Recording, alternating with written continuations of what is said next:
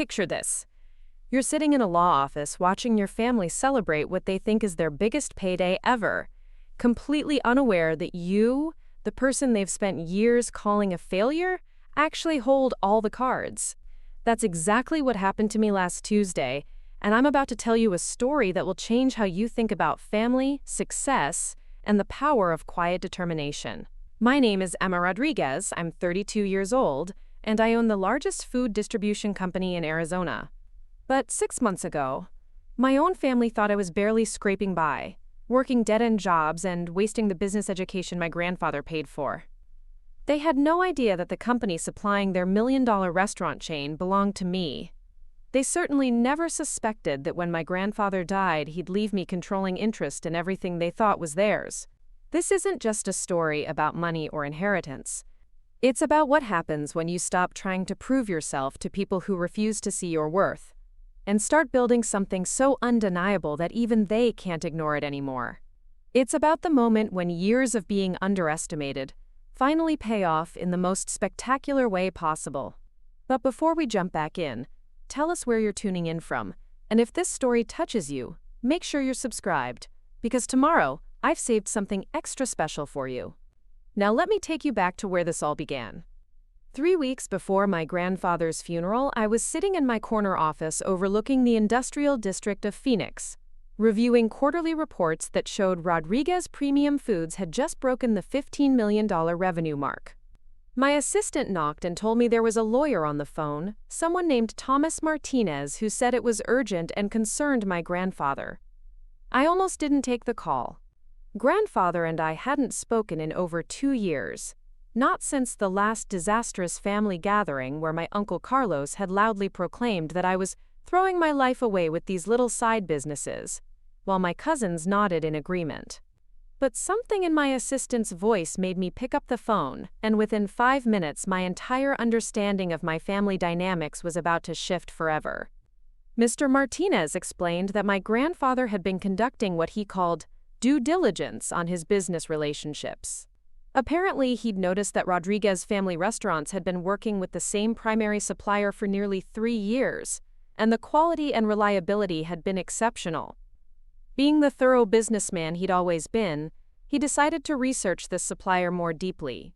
What he discovered was that Rodriguez Premium Foods was registered to an Emma Rodriguez at an address in Scottsdale that he recognized as my apartment complex.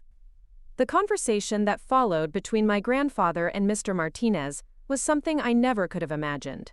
According to the lawyer, my grandfather spent an entire afternoon in his office, going through every invoice, every delivery record, every quality report that RPF had provided to his restaurants. He traced the business registration, looked up my corporate filings, and even drove by my warehouse to see the operation for himself. What he found was a sophisticated food distribution network that had grown from nothing into one of the most reliable suppliers in the Southwest. He discovered that I employed 53 people, maintained relationships with farms and producers across 4 states, and had built a client base that included not just his restaurants but hotels, catering companies, and institutional food services throughout Arizona and New Mexico. Mr. Martinez told me that my grandfather sat in silence for a long time after reviewing everything, then asked a question that surprised even the lawyer. How long has Emma been making my restaurants better without any of us knowing? The answer was startling. For almost 3 years, every improvement in food quality, every reduction in waste, every streamlined delivery schedule that my cousins had been taking credit for had actually originated from my company's recommendations and superior service. But here's what really shook my grandfather. He realized that I had been solving problems he didn't even know existed. The specialty ingredients that had allowed his restaurants to expand their menu, the organic produce sourcing that had attracted health-conscious customers, the inventory management system that had reduced spoilage by 30%. All of it had been my innovations, implemented through my business relationship with his chain. That's when he made the decision to add a codicil to his will. Mr. Martinez explained that my grandfather wanted to make sure his assets went to the family member who had demonstrated not just business acumen, but the vision to strengthen the family legacy from the outside. He'd spent years watching my cousins manage his existing restaurants competently, but he'd never seen them create anything new or solve problems he hadn't already identified for them. The phone call lasted 45 minutes, and by the end of it, I understood that my grandfather had finally seen what I'd been building in silence. But there was a catch. He'd sworn Mr. Martinez to secrecy until after the funeral. He wanted the will reading to be what he called an education for the rest of the family. 3 weeks later, I stood in the parking lot of Sunset Memorial Gardens in Tempe, watching my extended family gather in clusters around expensive cars. The Arizona sun was relentless even at 9 in the morning, and the black dress I'd chosen felt inappropriate in more ways than one. It was simple, off the rack, and probably cost less than my cousin Sophia's handbag. But it was respectful, and despite everything that had happened between us, I'd loved my grandfather. The thing about family dynamics is that they become so entrenched, so automatic, that even major life changes don't seem to penetrate them. As I walked toward the funeral home entrance, I watched my relatives interact with the same patterns that had been established decades ago. Uncle Carlos held court near the entrance, his voice carrying as he discussed business matters with other family members. Aunt Elena dabbed her eyes with tissues while accepting condolences, but I could see her occasionally glancing toward the parking lot to assess who had arrived and what they were driving. My cousins Miguel and Sophia stood together near the guest book, their body language radiating the confidence of people who expected to inherit everything. They wore their grief appropriately, but there was an underlying energy that spoke to anticipation. Tomorrow's will reading was scheduled for 10 in the morning, and everyone knew that the Rodriguez family restaurant empire would be divided among the grandchildren. What struck me most was how completely invisible I felt walking among them. Aunt Elena embraced me briefly, her attention already moving to the next person before our hug was complete. "Emma, sweetheart, I'm so glad you could make it. I wasn't sure if you'd heard about the service." Her tone carried that particular family inflection that suggested surprise that I'd bothered to show up for such an important occasion. Miguel approached me as I signed the guest book, his expression carefully composed in what I recognized as his networking face. "Hey, Em, good to see you. Thanks for coming." He paused, and I could practically see him calculating whether I was worth more than surface-level pleasantries. "How's the job situation these days? Still doing the food service thing?" The food service thing. If he only knew that his food service thing had generated more profit last quarter than his restaurant's best year ever. But I just smiled and nodded. Something like that. Business is good. Sophia joined us, having finished accepting condolences from a group of family friends. She looked elegant in a way that money makes possible, her black suit clearly tailored, and her jewelry subtle but expensive. "Emma, I love your dress. It's so practical." The compliment managed to sound both kind and dismissive at the same time, a skill she'd perfected over the years. We made small talk about the service, about how well grandfather had looked the last time we'd seen him, about the turnout. What we didn't talk about was the obvious. That none of them had expected me to be included in tomorrow's will reading, and they weren't quite sure why I'd been invited. Mr. Martinez had been specific when he'd called each family member. My presence was requested, not optional. The service itself was everything my grandfather would have wanted. The mariachi band played his favorite songs, family members shared stories about his journey from Sonora to Arizona, and speaker after speaker praised his business acumen and dedication to family. Miguel gave a eulogy that focused heavily on carrying forward grandfather's legacy, his voice strong and confident, as he spoke about maintaining family traditions and keeping the business in the family where it belonged. I sat in the back, listening to story after story about my grandfather's achievements, his vision, and his commitment to building something lasting for his grandchildren. What I didn't hear was any mention of the granddaughter who had actually followed his entrepreneurial example by building her own company from nothing. In the family narrative being constructed through these eulogies, I simply didn't exist as someone who mattered to his legacy.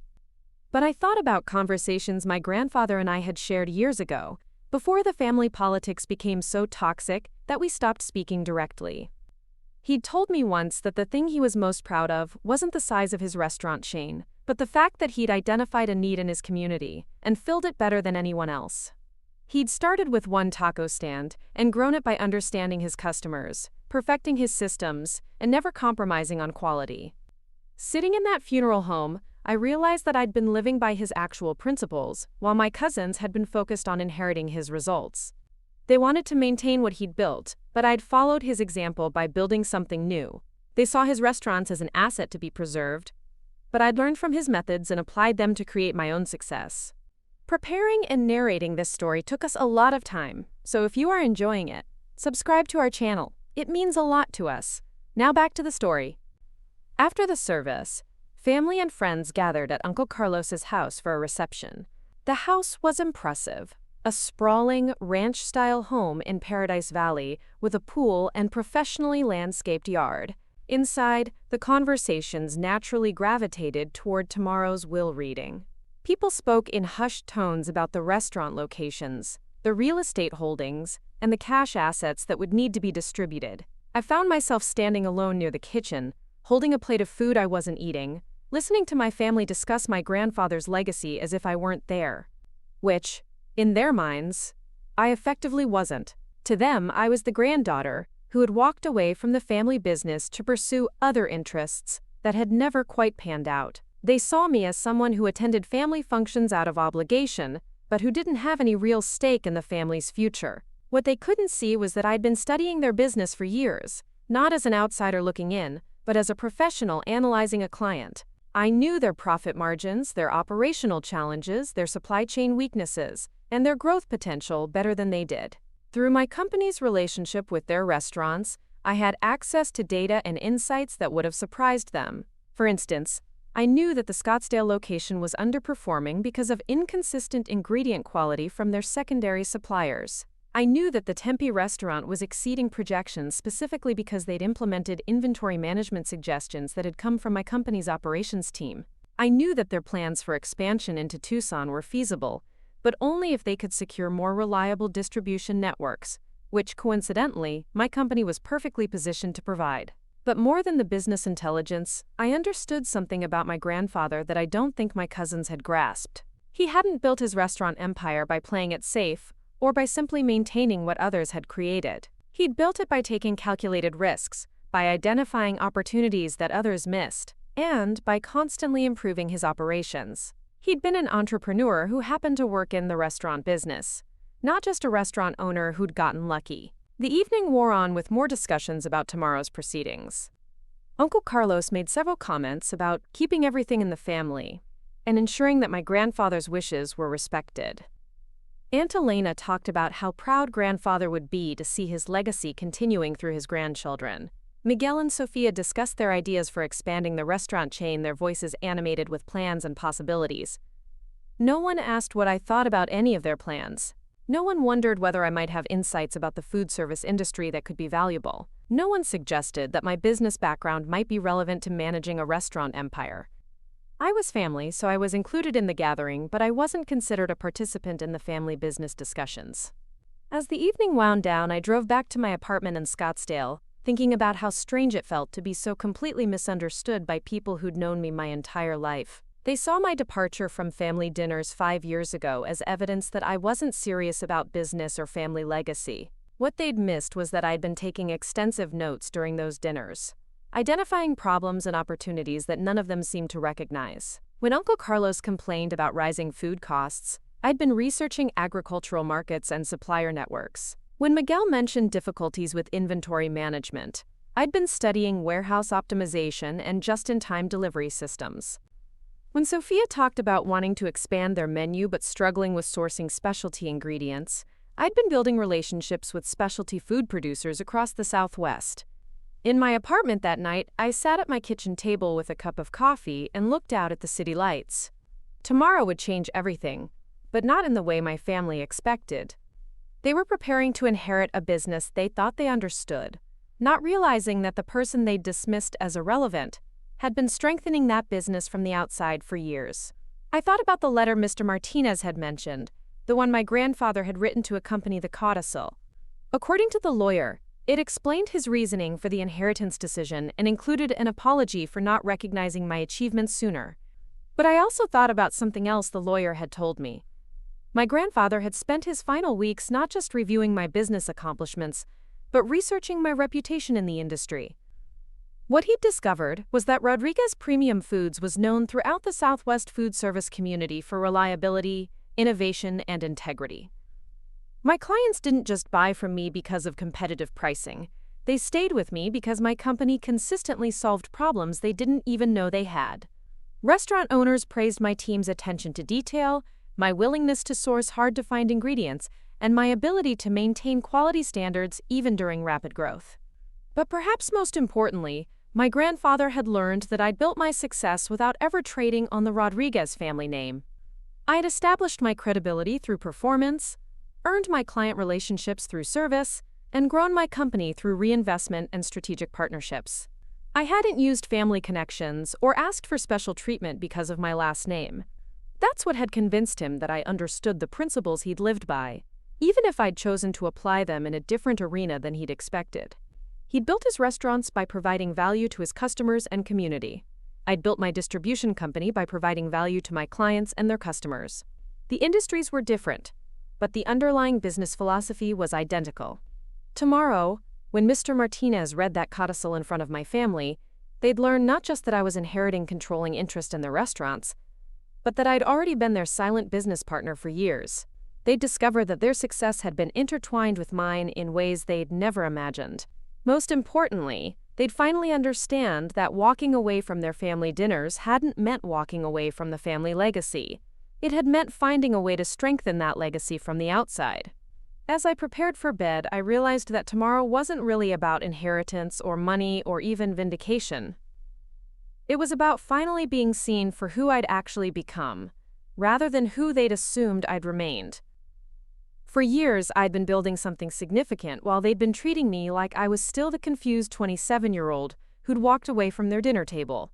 Tomorrow, they'd meet the 32-year-old entrepreneur who'd turned their criticism into motivation, their dismissal into determination, and their lowered expectations into fuel for unprecedented success. And for the first time in years, I was looking forward to a family meeting. The morning of the will reading arrived with typical Arizona clarity. The sky a brilliant blue that made everything seem sharper, more defined. I woke at 5:30, my usual time, and went through my morning routine with the same precision I brought to everything else in my life. Coffee, emails, a quick review of overnight reports from my warehouse team, then a careful selection of what to wear to the most important family meeting of my life. I chose my navy business suit, the one I'd worn to my first major client presentation 3 years ago. It was tailored, professional, and sent exactly the message I wanted. This was a woman who took business seriously. I paired it with simple gold jewelry and black heels that were comfortable enough for a long day, but elegant enough to command respect. Looking in the mirror, I saw the woman I'd become, not the disappointment my family still imagined me to be. The drive to downtown Phoenix gave me time to think about how this day would unfold. My family would arrive expecting to divide up my grandfather's empire according to their assumptions. They'd planned how to split the restaurant locations, discussed management responsibilities, and probably already started thinking about expansion strategies. What they hadn't planned for was discovering that the success they thought they'd achieved on their own had been significantly supported by the granddaughter they'd written off. I thought about the countless family dinners where I'd listened to them complain about business challenges that I was actively solving through my company. Uncle Carlos worrying about finding reliable suppliers for their specialty menu items while I was developing relationships with artisanal producers across Mexico. Miguel frustrated with inventory management while my team was implementing systems that reduced waste across their entire chain. Sophia wanting to expand their catering services while I was building the distribution network that would make such expansion feasible. The irony was so complete it was almost artistic. They'd spent years telling me I didn't understand their business, while I'd been quietly becoming an expert in exactly the systems and relationships that made their business possible. They'd dismissed my career choices as irrelevant to their family legacy, while I'd been strengthening that legacy in ways they couldn't even comprehend. But beyond the business implications, I thought about the personal cost of their dismissal. For 5 years, I'd built something extraordinary while my own family acted as if I barely existed. I'd celebrated major contracts alone, worked through challenges without their support, and achieved milestones that should have been family celebrations. The success felt hollow sometimes, not because it wasn't real, but because the people who should have been proudest of me had no idea what I'd accomplished.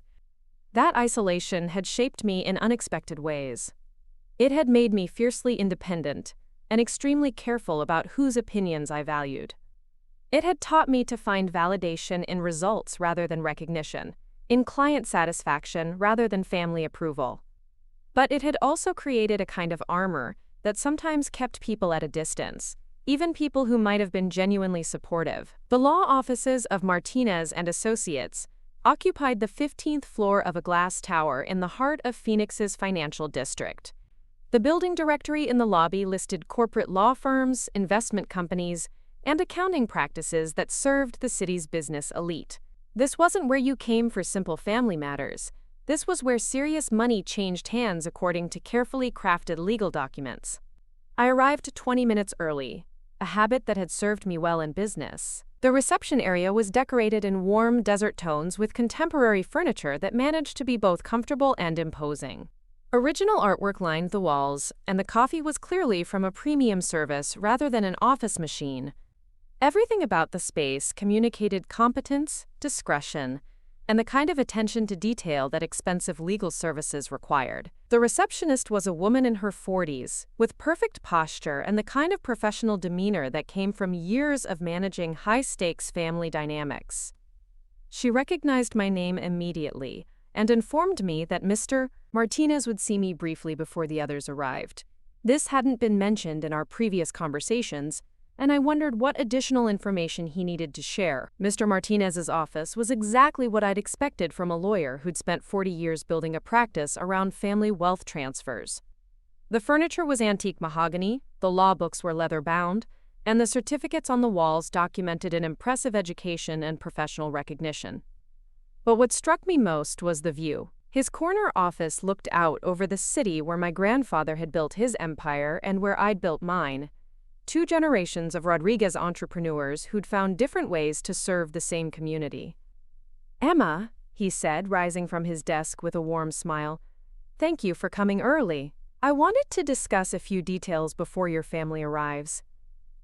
He gestured to a seating area near the windows, and we sat across from each other in leather chairs that probably cost more than most people's monthly rent. "Your grandfather left very specific instructions about today's proceedings," he began, pulling a folder from his desk. "He wanted me to ensure that certain aspects of his decision were clearly explained, particularly the business rationale behind the inheritance structure." He opened the folder and removed several documents that I could see were detailed financial analyses. "He spent considerable time researching your company's impact on his restaurant's performance," Mr. Martinez continued. "What he discovered was that Rodriguez Premium Foods hadn't just been a supplier, you'd been an unacknowledged business consultant. Every significant improvement in their operations over the past 3 years could be traced back to innovations or recommendations from your company." He showed me charts and graphs that tracked the correlation between my company's involvement and the restaurant's improved performance metrics. Food cost reductions, waste elimination, customer satisfaction improvements, even staff efficiency gains. All of them aligned with periods when my team had implemented new systems or processes for their locations. "Your grandfather was particularly impressed by what he called your stealth consulting," the lawyer said with what might have been amusement. "You'd identified problems they didn't know they had and solved them without taking credit or charging consulting fees." From his perspective, this demonstrated exactly the kind of business instincts he'd always hoped to see in his family. But there was more. Mr. Martinez explained that my grandfather had also researched my reputation in the broader food service industry. He'd spoken with other restaurant owners, hotel managers, and catering companies who worked with my distribution network. What he'd learned was that Rodriguez Premium Foods was consistently rated as one of the most reliable and innovative suppliers in the Southwest. "He was particularly proud of your client retention rate," the lawyer noted. 98% over 3 years is virtually unheard of in your industry. But what impressed him most were the comments from your clients about your company's problem-solving capabilities and your personal involvement in their success. "My grandfather had discovered that I didn't just deliver food. I helped my clients optimize their menus, reduce costs, and improve their operations. I'd become known in the industry as someone who understood the restaurant business from the inside out, despite having never worked in a restaurant kitchen.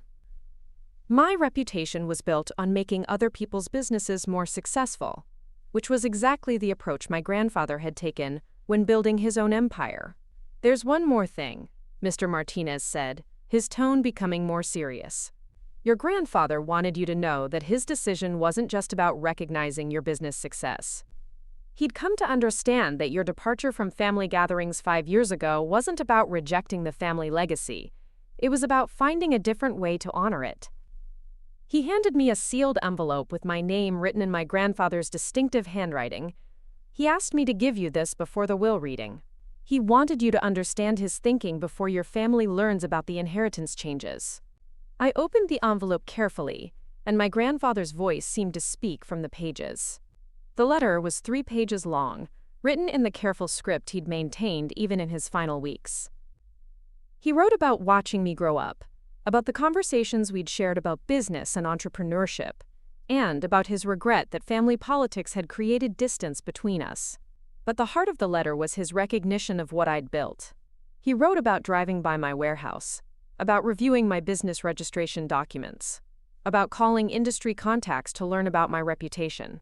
He'd been amazed to discover that the granddaughter he thought was struggling had actually built something remarkable while he wasn't paying attention. Emma, the letter read, I realize now that when you walked away from our family dinners, you weren't giving up on the Rodriguez legacy. You were taking it in a direction I hadn't anticipated. You saw opportunities where we saw obstacles, and you built solutions where we saw problems. That's exactly the kind of thinking that built our family's success in the first place. The letter continued with his explanation of the inheritance decision. He'd concluded that the family member most qualified to lead the restaurant empire was the one who'd already proven she could build and manage a successful business in the same industry. My cousins were capable managers, but I demonstrated entrepreneurial vision that reminded him of his younger self. I know this decision will surprise everyone, he wrote, but I hope it will also help them see you the way I finally learned to see you, not as the granddaughter who rejected our path, but as the one who found a better way to walk it. By the time I finished reading, other family members were arriving in the reception area. I could hear Uncle Carlos's voice discussing something about quarterly projections with someone who might have been another lawyer. Aunt Elena was asking the receptionist about parking validation. Miguel and Sophia were talking quietly about their expectations for the day's proceedings. Mr. Martinez collected the letter and returned it to my hands. Your grandfather wanted you to know that regardless of how your family reacts today, he was proud of what you'd accomplished. This inheritance isn't charity or an attempt to bring you back into the family fold. It's recognition of business excellence that he felt deserved to be rewarded.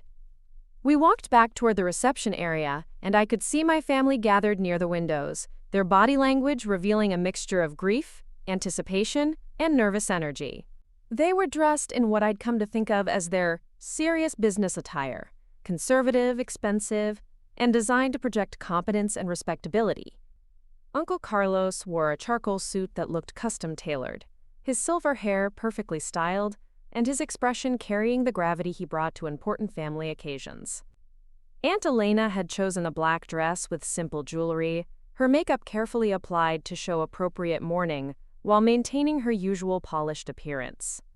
They stood together with the comfortable authority of people who'd spent decades being the primary inheritors of family wealth and responsibility. Miguel and Sophia presented a united front, both dressed in dark colors that managed to be both respectful and professional. Miguel's suit was modern but conservative, and his posture radiated the confidence of someone who expected to inherit significant responsibility along with significant assets. Sophia wore a black suit that was clearly designer, her blonde hair pulled back in a style that emphasized her cheekbones and projected competence. What struck me most was how they interacted with each other, easily, naturally, with the kind of casual intimacy that comes from years of shared expectations and aligned interests. They were a team, had always been a team, and today they expected to officially become business partners in managing the family empire. When they saw me approaching with Mr. Martinez, their expressions shifted subtly. Uncle Carlos offered a polite smile that didn't quite reach his eyes. Aunt Elena's greeting was warm but distracted, as if she were mentally calculating how my presence might affect the day's proceedings. Miguel and Sophia exchanged a glance that I interpreted as mild concern about why I was meeting privately with the lawyer. "Good morning, everyone," Mr. Martinez said, his voice carrying the professional warmth that probably came from decades of managing family dynamics during emotional legal proceedings. "I know this is a difficult day, but I appreciate everyone's punctuality. Shall we move to the conference room?" The conference room was designed to accommodate exactly these kinds of family meetings. The table was large enough for 8 people, but intimate enough that conversations felt personal rather than corporate. The chairs were leather and comfortable, arranged so that everyone could see everyone else clearly. The walls were lined with law books and certificates, creating an atmosphere of gravitas appropriate for life-changing legal proceedings. Mr. Martinez took his position at the head of the table, with my grandfather's will arranged in neat stacks in front of him. There were multiple copies, several thick documents that suggested complex financial arrangements, and a separate folder that I assumed contained the codicil that would change everything. My family arranged themselves around the table in what felt like predetermined positions. Uncle Carlos and Aunt Elena sat together on one side, their chairs positioned so they could easily consult with each other during the proceedings. Miguel and Sofia took seats across from them, maintaining their united front while positioning themselves to hear every detail of their inheritance. I sat at the end of the table, somewhat apart from the family cluster but close enough to participate in whatever discussions might follow the reading. Looking around the room, I realized this might be the last time we'd all be together with the existing family power structure intact. After today, everything would be different.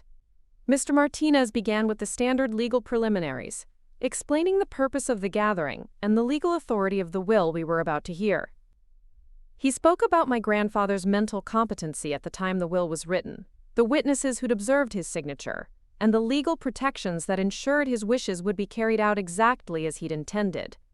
Then he opened the main will document and began reading the initial sections that dealt with personal property and smaller bequests.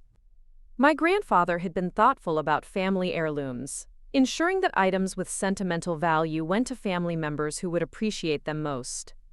Uncle Carlos would receive my grandfather's watch collection and his desk from the original restaurant. Aunt Elena would inherit my grandmother's jewelry and the family photos that documented decades of Rodriguez family history. These smaller bequests were received with appropriate murmurs of appreciation and gratitude. Everyone understood that the real business of the day would come when Mr. Martinez reached the sections dealing with the restaurant empire and the substantial financial assets that had been built over decades of successful business operations. "Now," Mr. Martinez said, his tone becoming more formal, "we come to the primary business assets and the distribution of controlling interests in Rodriguez family restaurants." The room became completely silent. This was the moment they'd all been anticipating, the moment when my cousins would officially become business partners and inheritors of the family legacy.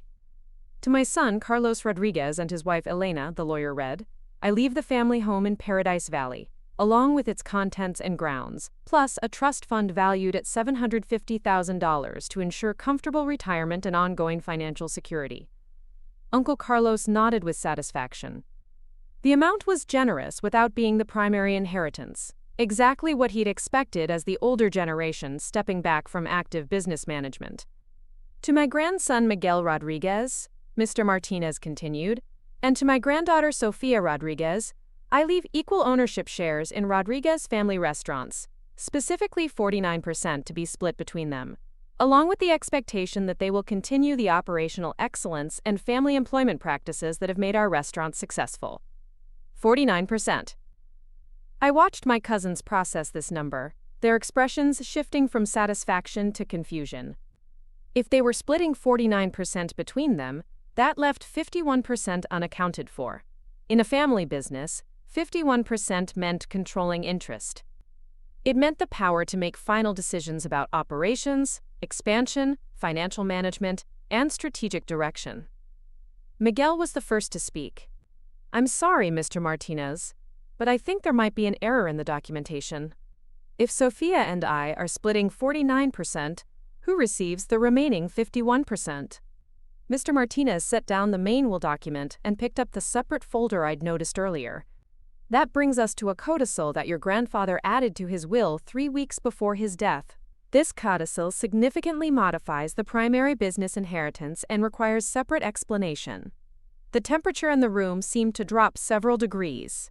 Codicils were legal modifications that could change everything, And my family clearly hadn't expected any last-minute alterations to my grandfather's estate planning. Your grandfather asked me to read this codicil only after the initial will provisions were presented, the lawyer explained. He wanted the family to understand his original intentions before learning about his final decisions. He opened the codicil document and cleared his throat. This codicil reads as follows.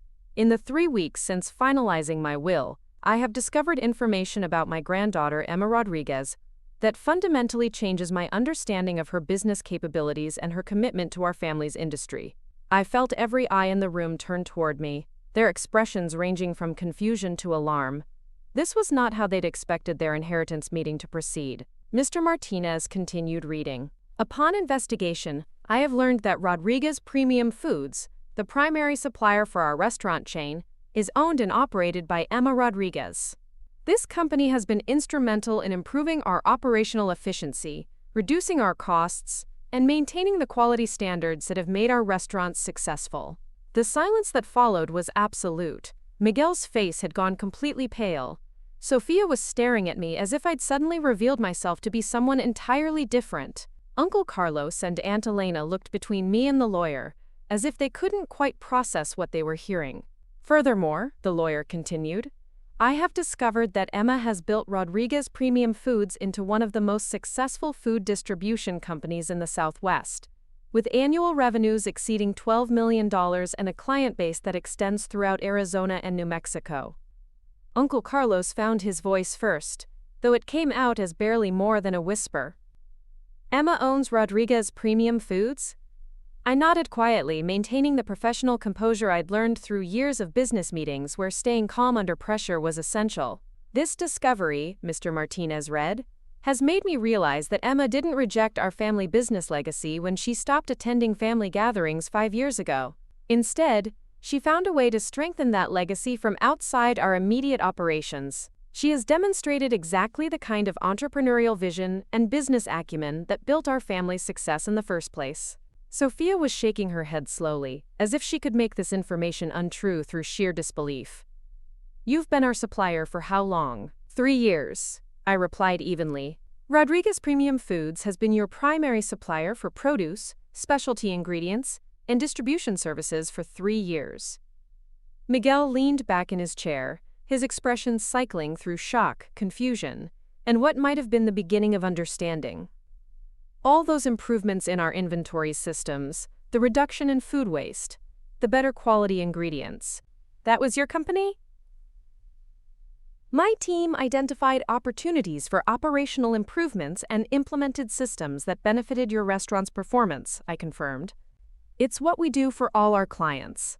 Mr. Martinez raised his hand to indicate he needed to continue reading. Therefore, he read, I am modifying my will to reflect Emma's proven business success and her unique understanding of our industry. To Emma Rodriguez, I leave controlling interest, 51%, of Rodriguez Family Restaurants, along with primary decision-making authority for all strategic planning, expansion, and operational policies. The words hung in the air like a physical presence. Controlling interest. Primary decision-making authority. In a single sentence, the entire family power structure had been inverted. This decision, the lawyer continued, recognizes Emma's demonstrated ability to understand and improve restaurant operations, her proven track record of building and managing a successful business, and her commitment to excellence in the food service industry. I believe she is the family member best qualified to lead our restaurants into their next phase of growth and success.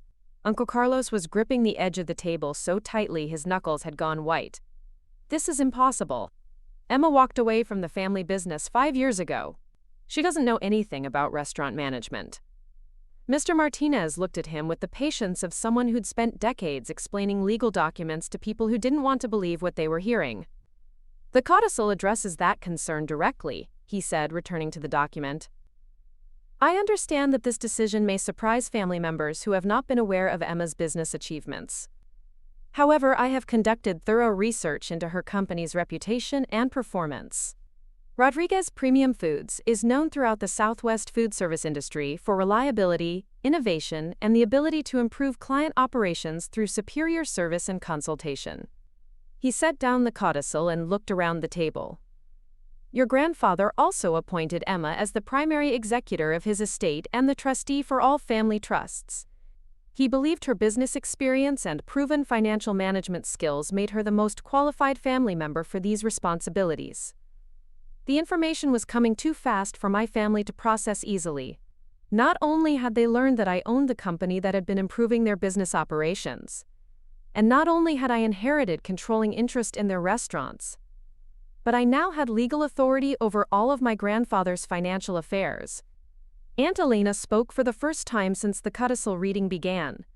Her voice small and uncertain. Emma, we had no idea. About your company, about any of this, why didn't you tell us?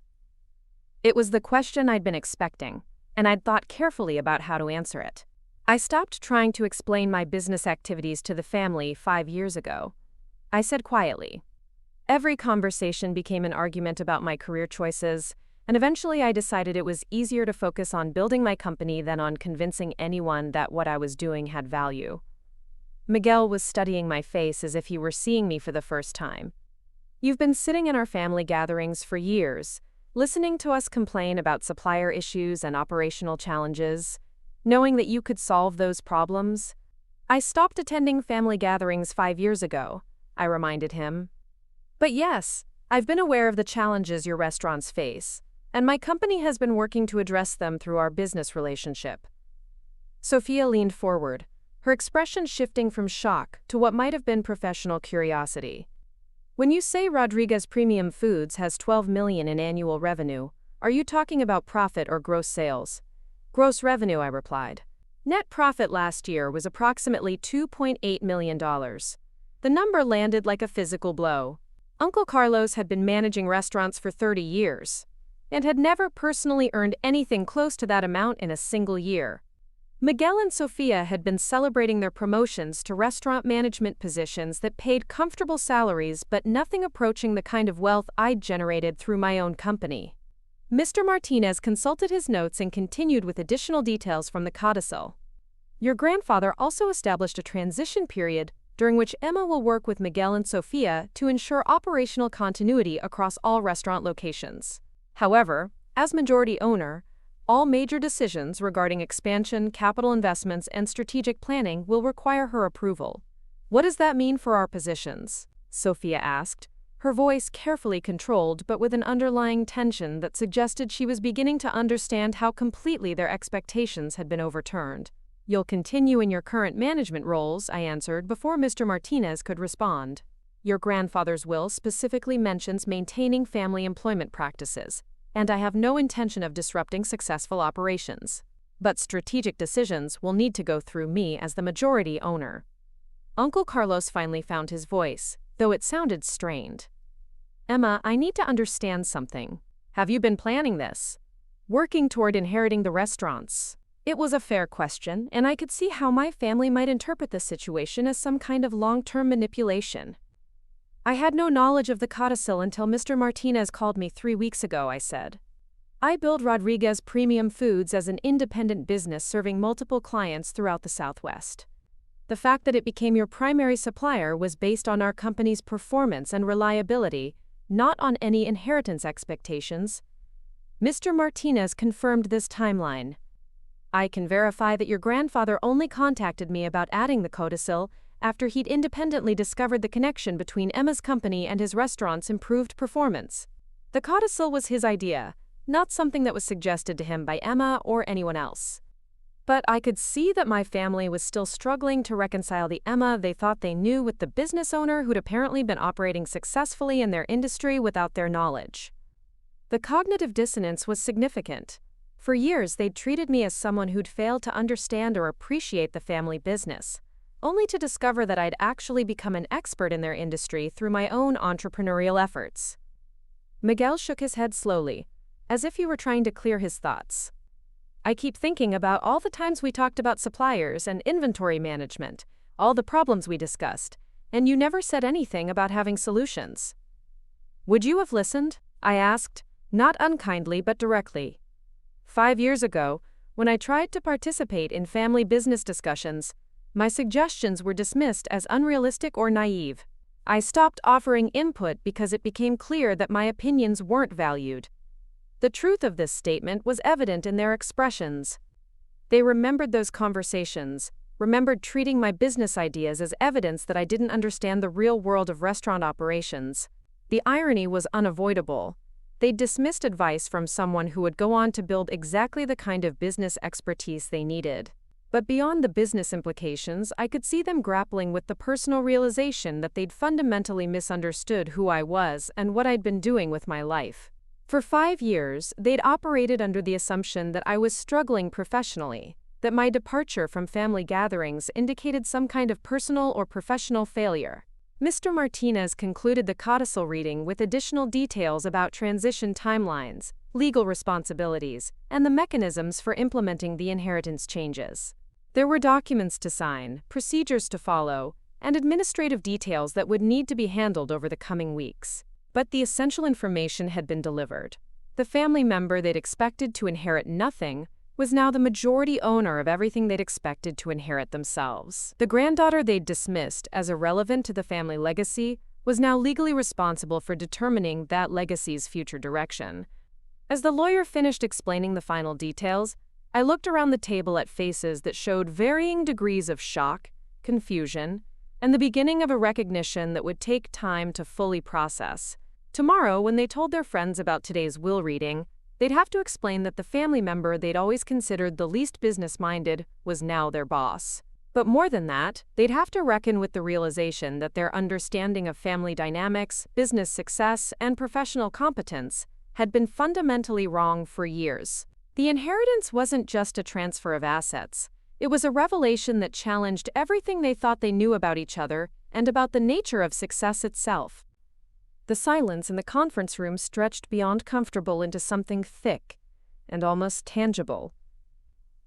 I watched my family process information that fundamentally altered their understanding of both me and their own future. Uncle Carlos stared at his hands, his breathing shallow and deliberate. Aunt Elena kept glancing between me and the legal documents, as if she could find some error that would restore the world to its previous order. Miguel had gone completely still, his usual confident posture replaced by something that looked almost like paralysis.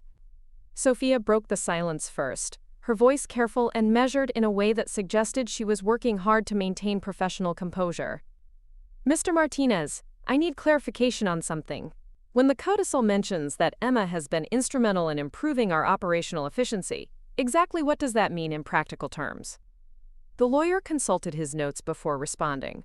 "Your grandfather documented several specific examples. The inventory management system that reduced waste at your Tempe location by 32% was recommended and implemented by Rodriguez Premium Foods. The supplier consolidation that streamlined your ordering process across all locations was coordinated through Emma's company. The specialty ingredient sourcing that allowed you to expand your menu offerings last year was facilitated by relationships that Emma had developed with producers throughout Mexico and California." Each example hit like a separate revelation. These weren't abstract business improvements. These were specific changes that had directly impacted their daily operations and profitability. Miguel had taken credit for the Tempe location improvements during family gatherings. Sophia had been praised for the menu expansion initiatives. Uncle Carlos had celebrated the cost reductions from supplier consolidation as evidence of his experienced management. Now they were learning that these successes had been enabled by the family member they'd consistently dismissed as lacking business acumen. The cognitive dissonance was written across their faces, and I could practically see them mentally reviewing conversations where they'd celebrated achievements that had actually originated from my company's recommendations.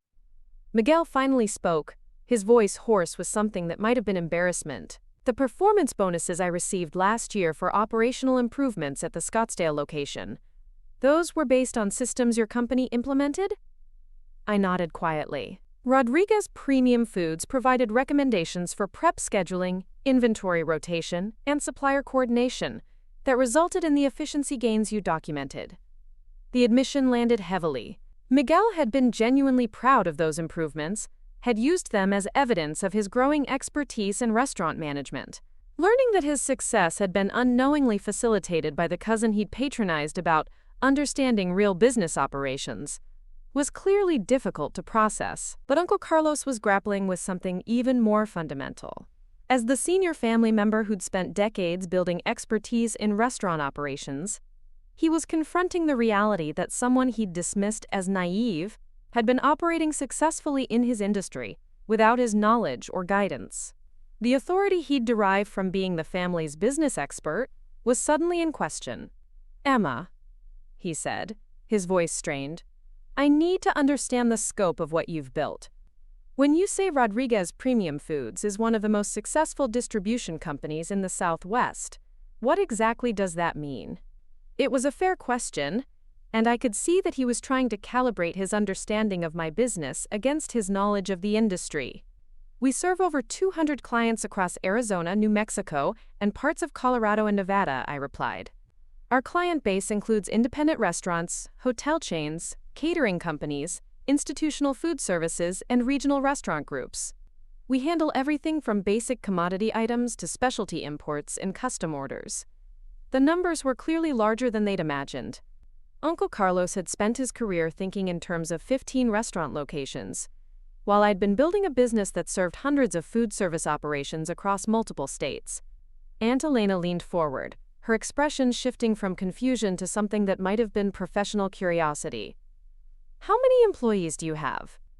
57 full-time employees, I answered, plus seasonal staff during peak periods. We operate out of a 40,000-square-foot distribution center in Tempe, with satellite facilities in Tucson and Albuquerque. The scope was beginning to register. This wasn't a small business or a side project. This was a substantial operation that employed more people than their restaurant chain and served a much larger market. The granddaughter they'd thought was struggling to establish herself professionally had actually built something significantly larger than what they'd inherited from their grandfather. Sophia was staring at me with an expression I couldn't quite read. "When did you start the company?" "I incorporated Rodriguez Premium Foods 4 years ago," I said. "But I spent the first year after leaving the family business working for another distributor, learning the industry and developing relationships with suppliers and clients." "So you've been building this for 5 years," Miguel said slowly, as if he were doing mental calculations. "While we thought you were. What did we think you were doing?" It was Uncle Carlos who answered, his voice heavy with what sounded like regret. "We thought you were working temporary jobs in food service. Waitressing? Maybe catering work? We assumed you were struggling to find your direction after walking away from the family business." The assumption was so far from reality that it was almost absurd, but I could see how they'd reached that conclusion. When someone stops participating in family gatherings and stops sharing details about their professional life, it's easy to assume the worst. They'd filled in the gaps in their knowledge with their own fears about what happens to family members who reject traditional paths. Mr. Martinez cleared his throat, drawing attention back to the legal proceedings. "There are several additional provisions in the Codicil that we should review," he said, consulting his documents. "Your grandfather established specific guidelines for the transition period and outlined his expectations for how the inheritance should be managed." He pulled out another section of the Codicil and began reading. "Your grandfather wrote, 'I recognize that this inheritance structure may create initial challenges for family relationships. However, I believe that Emma's business experience and proven ability to improve restaurant operations will ultimately benefit everyone involved. I expect all family members to approach this transition with professionalism and commitment to our shared success.'" The message was clear. My grandfather had anticipated that his decision would be surprising and potentially difficult for the family to accept, but he'd also expected them to work with me rather than against me. "Furthermore," Mr. Martinez continued, "the Codicil establishes specific performance metrics that must be maintained during the transition period. If the restaurant's operational efficiency, customer satisfaction, or profitability decline during the first year under Emma's ownership, there are provisions for additional family consultation and potential modifications to management structure." This was information I hadn't heard before, and it added a layer of accountability that was both fair and strategic. My grandfather had structured the inheritance to give me authority but also to ensure that authority was exercised responsibly. If I failed to maintain or improve the restaurant's performance, the family would have legal recourse. Miguel seemed to perk up at this information. "What kind of performance metrics?" revenue growth, customer retention, operational efficiency measures, and employee satisfaction indices, the lawyer replied. Essentially, Emma will need to demonstrate that her ownership is beneficial to the business, not just legally valid. I appreciated my grandfather's wisdom in including these provisions. They protected the family's interests, while also establishing clear criteria for success. More importantly, they signaled that this inheritance wasn't about favoritism or emotional decisions. It was about business performance and results. There's one more significant provision, Mr. Martinez said, pulling out a final document. Your grandfather established what he called a family integration fund, worth $500,000. This fund is specifically designated for implementing improvements or expansions that combine the restaurant's operations with Emma's distribution business. The implications were immediately clear to everyone in the room. My grandfather hadn't just given me controlling interest in the restaurants. He'd provided capital specifically intended to integrate our businesses more closely. He'd envisioned a future where the Rodriguez restaurant empire and Rodriguez Premium Foods operated as complementary parts of a larger family enterprise. Sophia was the first to understand the strategic implications. He wanted you to merge the operations. Not merge exactly, I clarified, but certainly integrate them more strategically. There are significant opportunities for synergy between restaurant operations and distribution services. Shared purchasing power, coordinated supply chains, expanded market reach, better quality control. The possibilities are substantial. Uncle Carlos was nodding slowly, his expression shifting from shock to what might have been the beginning of professional interest. You've been thinking about this. I've been thinking about optimization opportunities in the food service industry for 5 years, I replied. It's what my business does. But the specific application to our family restaurants is something I've only considered since learning about the inheritance. The conversation was evolving from shock and confusion towards something that resembled actual business planning. My family was beginning to process the reality that this inheritance wasn't just about who owned what. It was about how we could work together to build something larger and more successful than what any of us had achieved independently. But I could also see underlying tensions that would need to be addressed. Miguel and Sophia had expected to inherit equal partnership in the family business, with all the autonomy and authority that implied. Instead, they were learning that they would be junior partners reporting to someone they'd never considered a business peer. Uncle Carlos had built his identity around being the family's senior business expert, the person who understood restaurant operations better than anyone else. Now he was confronting the possibility that his expertise was less comprehensive than he'd believed, and that the family member he'd dismissed might actually know things he didn't. Aunt Elena was grappling with social implications that extended beyond business. How do you explain to friends and extended family that the daughter-in-law everyone thought was a disappointment actually turned out to be the most successful entrepreneur in the family? How do you process years of conversations where you expressed concern about someone who was apparently thriving? Mr. Martinez seemed to sense that the family needed time to process everything they'd learned before moving forward with additional legal details. I think this might be a good time for a break, he suggested. This is a lot of information to absorb, and there are still several administrative details we need to cover. Why don't we reconvene in 30 minutes? The suggestion was clearly welcome. My family needed space to talk through their reactions and ask each other questions they might not want to raise in front of me or the lawyer. I needed time to think about how to navigate the dynamics that were emerging from this revelation. As we left the conference room, I noticed how differently my family moved through the space now. Before the Codicil reading, they'd carried themselves with the confidence of people who knew exactly what to expect. Now their body language was uncertain, almost cautious, as if they were navigating unfamiliar territory. I walked to the building's lobby and found a quiet seating area near the windows overlooking downtown Phoenix. The city spread out below looked exactly the same as it had that morning, but my relationship to it felt fundamentally different. A few hours ago, I'd been a successful business owner returning home for a family obligation. Now I was the majority owner of a restaurant empire, legally responsible for decisions that would affect not just my own company but the livelihoods of dozens of family members and employees. The weight of that responsibility was starting to settle in. Building and managing my own company had been challenging enough, but at least I'd had complete autonomy to make decisions based on my own vision and priorities. Now I would need to balance my business judgment with family dynamics. consider the impact of my decisions on people who'd known me since childhood, and prove myself to family members who'd never taken my professional capabilities seriously. But there was also something exhilarating about the possibilities. For years, I'd been building a business that served the food service industry, always wondering what it would be like to apply my expertise more directly to restaurant operations. Now I would have the opportunity to test my theories and strategies in a real-world setting, with businesses I understood intimately. The integration opportunities were genuinely exciting from a professional perspective. Rodriguez Premium Foods had developed relationships with suppliers and producers that could benefit the restaurant significantly. We had logistics capabilities that could reduce their costs and improve their efficiency. We had market intelligence about food trends and consumer preferences that could inform their menu development and marketing strategies. More importantly, we had something that most restaurant chains lacked: vertical integration that could provide competitive advantages in pricing, quality control, and operational flexibility.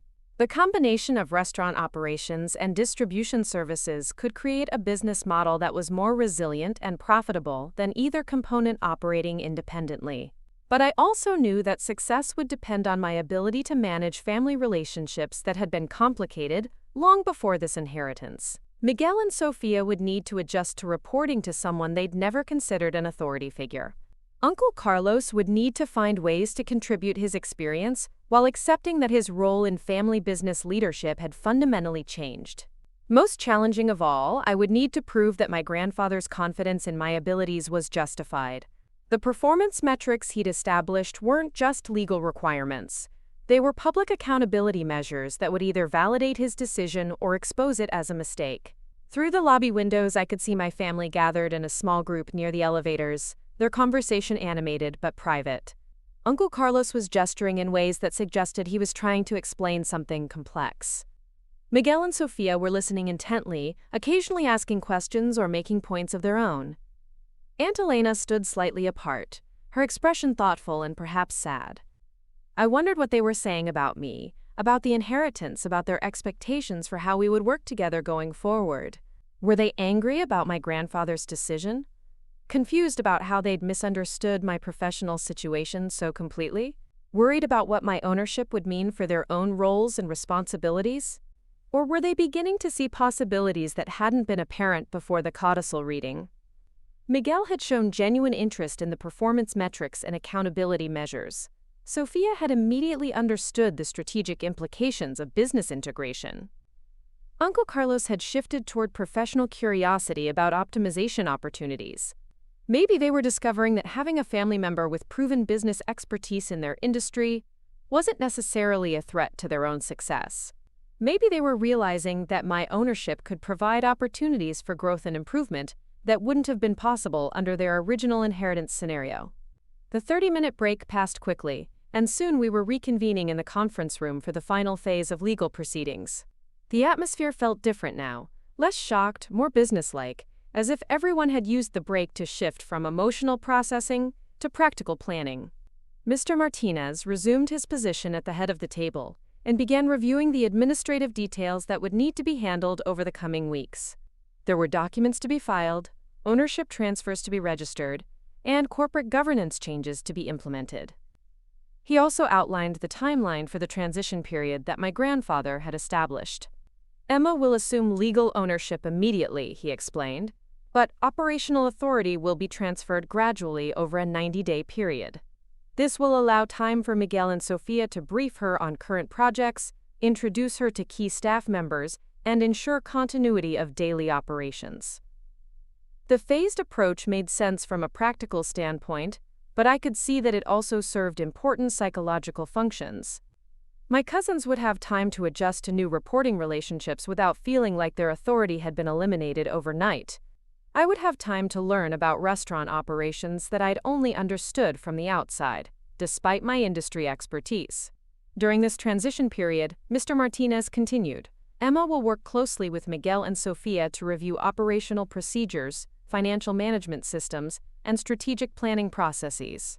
All major decisions will require her approval, but she's expected to consult with family members who have direct operational experience. This collaborative approach had clearly been my grandfather's attempt to balance my business authority with their operational knowledge. He'd structured the inheritance to give me decision-making power, while acknowledging that Miguel and Sofia had valuable expertise that should be preserved and utilized. Uncle Carlos spoke for the first time since the break. "Mr. Martinez, what happens if there are disagreements about business decisions during the transition period? If Emma wants to implement changes that Miguel and Sofia think are problematic?" It was a reasonable question that anticipated potential conflicts between my strategic vision and their operational concerns. The lawyer consulted his notes before responding. "Your grandfather anticipated this possibility," he said. "The Codicil establishes a mediation process where business disagreements would be reviewed by an independent consultant with restaurant industry expertise. If mediation doesn't resolve the issue, Emma retains final decision-making authority, but the results of those decisions become part of the performance evaluation that determines long-term governance structure." The system was elegant in its fairness.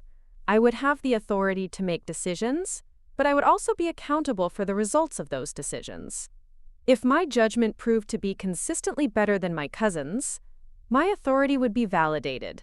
If their concerns proved to be justified, there would be mechanisms for adjusting the management structure. Sofia leaned forward with what appeared to be genuine professional interest. "Emma, can you give us a sense of what kinds of changes you might want to implement? Are we talking about major operational overhauls, or more incremental improvements?" It was the first time anyone had asked directly about my vision for the restaurants, and I appreciated that the question came from a place of professional curiosity rather than defensive concern. "I think the best approach would be to start with comprehensive operational analysis," I replied. "I know your businesses from a supplier perspective, but I'd want to understand them from a management perspective before proposing significant changes. That said, there are obvious opportunities for supply chain optimization, menu engineering based on cost analysis, and operational efficiency improvements that could benefit everyone." Miguel nodded thoughtfully. "What about expansion plans?" Grandfather had been talking about opening locations in Tucson and Flagstaff. "Expansion is definitely worth exploring," I said, "but I'd want to ensure we're maximizing the potential of existing locations before taking on new ones. Sometimes growth through optimization is more profitable than growth through expansion." The conversation was becoming genuinely collaborative, focused on business strategy rather than inheritance politics. My family was beginning to engage with me as a business partner, rather than just as a surprising new owner. Uncle Carlos surprised me by asking a question that showed he'd been thinking strategically about integration possibilities. "Emma, you mentioned that Rodriguez Premium Foods serves hotel chains and catering companies. Are there opportunities for our restaurants to develop those kinds of institutional relationships?" "Absolutely," I replied, feeling energized by his professional interest. "We have established relationships with event planners, corporate catering managers, and hospitality procurement departments throughout the Southwest. There's significant potential for expanding the restaurant's catering services and developing institutional contracts." Aunt Elena had been mostly quiet during the business discussions, but now she asked a question that addressed personal concerns underlying the professional changes. "Emma, I know this inheritance creates a lot of responsibility for you. How do you think about balancing business ownership with family relationships?" It was exactly the question I'd been hoping someone would ask, because it gave me the opportunity to address what I knew were underlying concerns about how power dynamics would affect family unity. "The most important thing for me is that this inheritance strengthens our family rather than dividing it," I said. I didn't know this was coming, and I certainly didn't build my business as a strategy for inheriting grandfather's restaurants. But now that it's happened, I want to use it as an opportunity for all of us to achieve more together than any of us could accomplish individually. I paused to make sure I had everyone's attention before continuing. "I'm not interested in being the family member who inherited everything and then excluded everyone else from decision-making. I want Miguel and Sofia to feel like partners in building something bigger and better. I want Uncle Carlos and Aunt Elena to feel proud of what we accomplished together. I want this to be a story about how family members with different strengths found ways to complement each other." The response was more positive than I dared to hope. Miguel's expression had shifted from wariness to something that looked like genuine interest. Sofia was nodding as if she were beginning to see possibilities rather than just problems. Uncle Carlos and Aunt Elena exchanged a glance that suggested they were reassured by my approach to family dynamics. Mr. Martinez concluded the legal proceedings by scheduling follow-up meetings for the coming weeks and providing everyone with copies of the relevant documents. But as we prepared to leave the conference room, I realized that the real work was just beginning.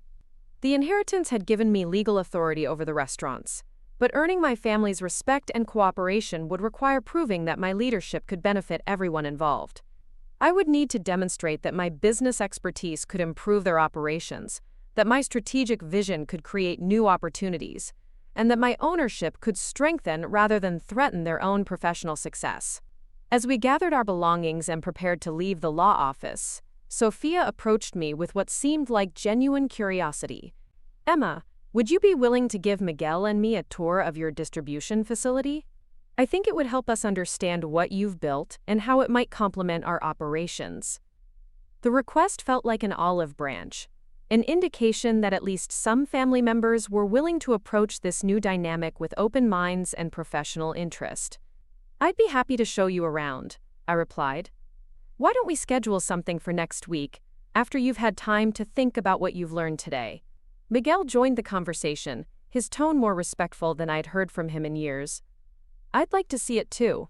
And I think I owe you an apology for not taking your business more seriously. I clearly didn't understand what you were building." The apology was unexpected and felt genuinely meaningful. For the first time since entering the law office that morning, I felt like we might actually be able to work together successfully. As we walked toward the elevators, Uncle Carlos fell into step beside me. "Emma," he said quietly, "I want you to know that I'm proud of what you've accomplished. I should have said that years ago, and I'm sorry I didn't." The words hit harder than I'd expected. For so long, I'd convinced myself that I didn't need my family's approval or recognition, but hearing genuine pride from the uncle who dismissed my career choices felt like a form of healing I hadn't known I needed. "Thank you," I said simply. "That means a lot." The elevator ride down to the lobby was quiet, but it was a comfortable quiet rather than the tense silence that had followed the Codicil reading. We were all processing a day that had changed everything, but there was a sense that maybe those changes could lead to something positive rather than destructive. As we reached the lobby and prepared to go our separate ways, Aunt Elena surprised me by giving me a hug that felt genuine rather than obligatory. "I'm looking forward to learning about what you've built," she said, "and I'm sorry we didn't see it sooner." Standing in that lobby, surrounded by family members who were finally seeing me as I actually was rather than as they'd assumed me to be, I felt something I hadn't experienced in years. The possibility that success and family connection weren't mutually exclusive after all. The following Monday morning, I stood in the administrative offices above the original Rodriguez family restaurant in downtown Phoenix, looking out at the kitchen where my grandfather had first perfected the recipes that built our empire. The space felt different now that I legally owned it, charged with possibilities and weighted with responsibility in equal measure. Miguel had scheduled our first official transition meeting for 9 o'clock, and I'd arrived early to familiarize myself with operational details I'd only understood from the outside. The restaurant below was already bustling with prep work for the lunch service. Through the office windows, I could see line cooks dicing vegetables that my company had delivered the previous morning, arranging ingredients in the precise stations that had been optimized based on recommendations from my operations team. The efficiency was remarkable. Every movement deliberate, every process streamlined for maximum productivity with minimal waste. What struck me most was recognizing systems and procedures that had originated from Rodriguez Premium Foods consultations, but had been so seamlessly integrated into their operations that they'd become invisible. The inventory rotation schedules that reduced spoilage, the prep timing that minimized labor costs, the supplier coordination that ensured consistent quality, all of it was running smoothly under Miguel's management, enhanced by innovations he'd never realized came from my business. Miguel arrived precisely at 9, carrying a leather portfolio and wearing the kind of focused expression I recognized from my own business meetings. His demeanor was professional but cautious, as if he were still adjusting to reporting to someone he'd grown up treating as a little cousin. But there was also something that looked like genuine curiosity about how we would work together. "Good morning, Emma," he said, his tone respectful in a way that felt new. "I've prepared operational reports for all 15 locations, plus financial summaries and strategic planning documents that grandfather and I had been developing before his death. He arranged the documents on the conference table with careful precision, and I could see that he'd put considerable thought into presenting information in a way that would help me understand the business comprehensively. These weren't just numbers and charts, they were detailed analyses that revealed his deep understanding of restaurant operations and his genuine commitment to excellence. Before we dive into the specifics, I said, taking a seat across from him, I want to establish how we're going to work together. This inheritance was as surprising to me as it was to you, and I have no interest in disrupting operations that are working well just to assert authority. Miguel's posture relaxed slightly, though I could see he remained alert to how this conversation would develop. I appreciate that. To be honest, I've been wondering what changes you might want to implement, especially given your experience with our suppliers and distribution systems. I'm more interested in understanding what you see as opportunities for improvement, I replied. You've been managing these restaurants successfully for years. What challenges keep you up at night? What growth opportunities do you think we're missing? What operational inefficiencies frustrate you? The question seemed to catch him off guard, as if he'd expected me to arrive with predetermined changes rather than asking for his professional insights. But after a moment, his expression shifted to something that looked like relief, mixed with professional enthusiasm. Honestly, our biggest limitation is capital for expansion and equipment upgrades, he said, opening one of his portfolios. We've identified 6 potential new locations that would be profitable, but the startup costs are significant. Plus, some of our existing equipment is approaching the end of its useful life, particularly in the Scottsdale and Tempe kitchens. He pulled out detailed financial projections for expansion scenarios, complete with market analysis, competitive assessments, and return on investment calculations. The work was sophisticated and thorough, demonstrating exactly the kind of strategic thinking that had impressed my grandfather. What about operational challenges? I asked, reviewing his expansion analysis. Are there systems or processes that could be improved with better resources or different approaches? Miguel leaned forward, his enthusiasm for the subject overcoming his initial caution about our new working relationship. Actually, there are several areas where I think we could achieve significant improvements. Our current point-of-sale system is outdated and doesn't integrate well with inventory management. Our staff scheduling is still done manually, which creates inefficiencies during peak periods. And our customer loyalty program is basic compared to what successful chains are doing now. Each challenge he mentioned was something I'd observed from my supplier perspective, and several were problems that Rodriguez Premium Foods had developed solutions for in working with other restaurant clients. But rather than immediately offering solutions, I wanted to understand how he'd been thinking about these issues. Have you researched potential solutions for any of these challenges? I asked. I've gotten quotes for POS system upgrades and looked into scheduling software, he replied. But the implementation costs are substantial, and I haven't been able to justify the expense without knowing whether we'd have capital available for other priorities.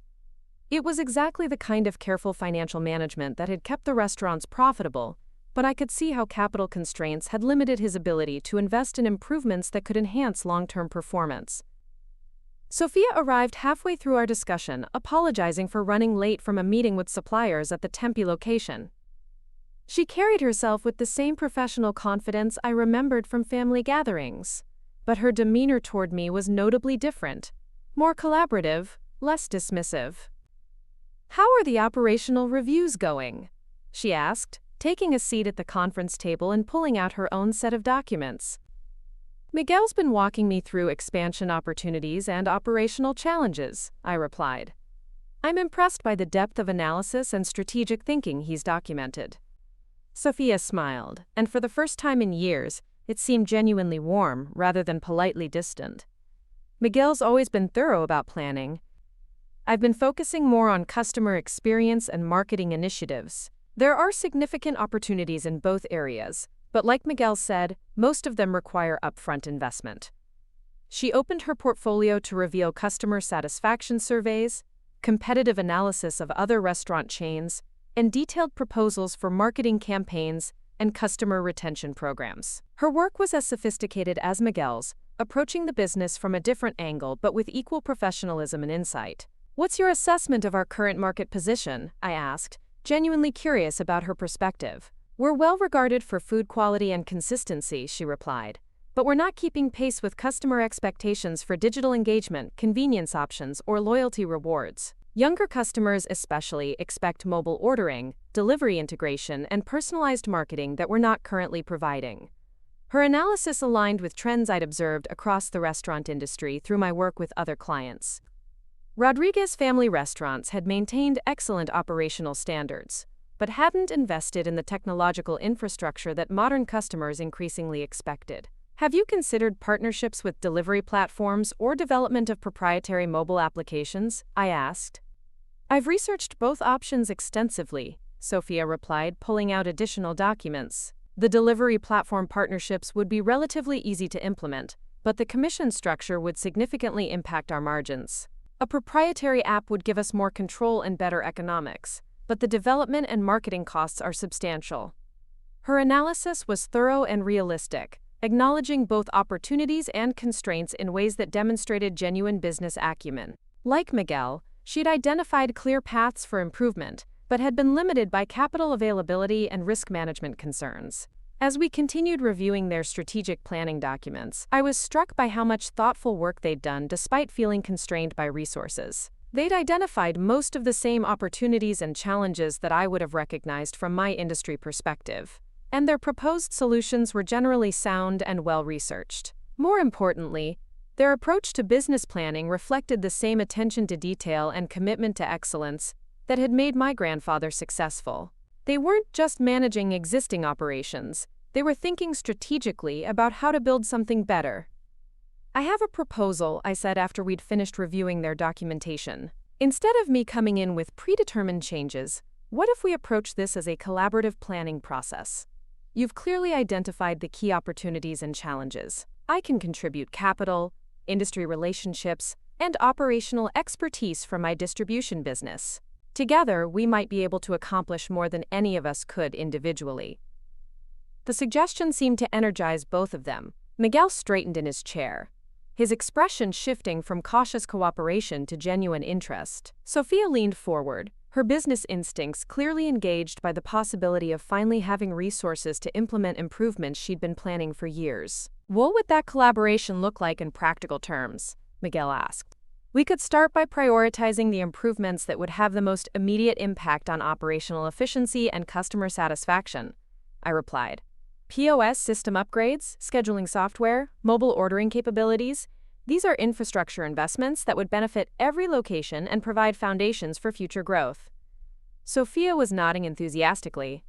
"And once we have better technology infrastructure, we could implement the customer loyalty programs and marketing initiatives that would drive revenue growth." "Exactly. And with better operational efficiency and increased revenue, we'd be in a stronger position to pursue expansion opportunities," I added, seeing how the pieces could fit together strategically.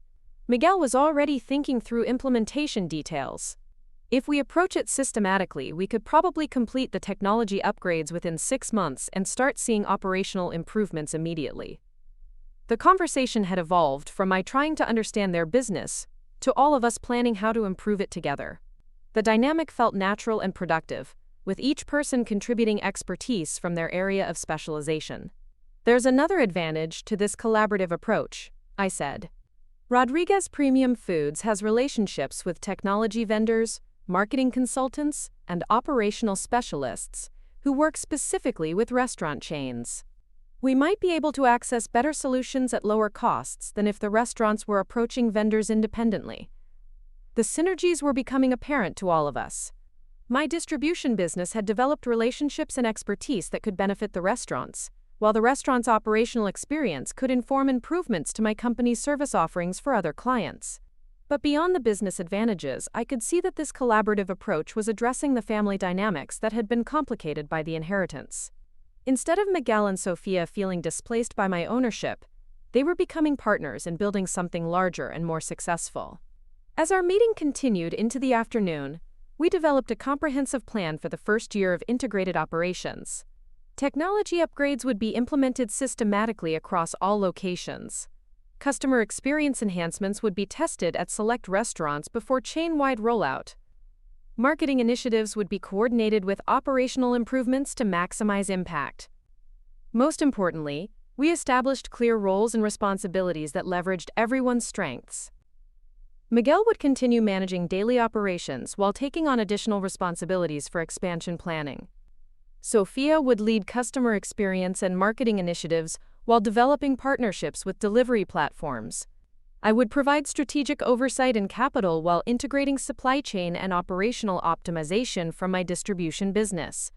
By the end of the day, we had a detailed implementation timeline, budget projections, and performance metrics that would allow us to track progress and make adjustments as needed.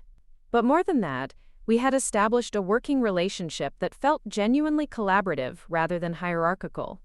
As we prepared to leave the office, Sophia surprised me by saying, "Emma, I owe you an apology. I spent years thinking you didn't understand our business, when actually you understood it better than I realized. I'm looking forward to learning from your perspective." Miguel echoed her sentiment. "This collaboration feels like it could be really powerful. I'm excited about what we might be able to accomplish together." Their responses felt genuine, and I realized that the inheritance had created an opportunity not just for business growth, but for rebuilt family relationships based on mutual respect rather than outdated assumptions. 3 months later, I stood in the kitchen of our newest location in Scottsdale, watching the evening dinner service operate with efficiency that exceeded anything I'd seen in our existing restaurants. The integrated point-of-sale system was processing orders seamlessly, the optimized prep stations were handling peak volume without stress, and the staff was working with confidence that came from well-designed systems and thorough training. But what impressed me most was watching Miguel and Sophia work together as true partners, combining their operational expertise with resources and capabilities that had previously been unavailable to them. Miguel was coordinating with my distribution team to implement real-time inventory management that eliminated waste and ensured consistent quality. Sophia was analyzing customer data from our new loyalty program to optimize menu offerings and promotional strategies. The results were measurable and significant.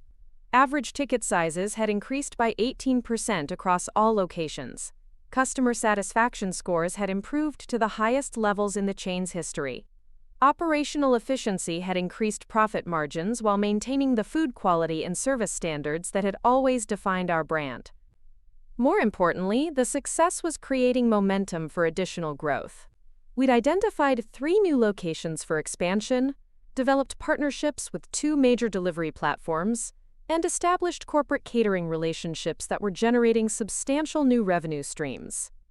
Uncle Carlos joined me in observing the dinner service, his expression showing a mixture of pride and amazement. "I have to admit, Emma, this integration has produced results I didn't think were possible. The operational improvements alone have been remarkable, but the growth in customer base and revenue has exceeded my most optimistic expectations." His acknowledgement meant more than I'd expected. For decades, Uncle Carlos had been the family's business authority, the person whose judgment about restaurant operations was considered definitive. Having him recognize not just my business success, but my ability to improve the family legacy felt like a form of validation I hadn't realized I needed. "The key has been combining different types of expertise," I replied.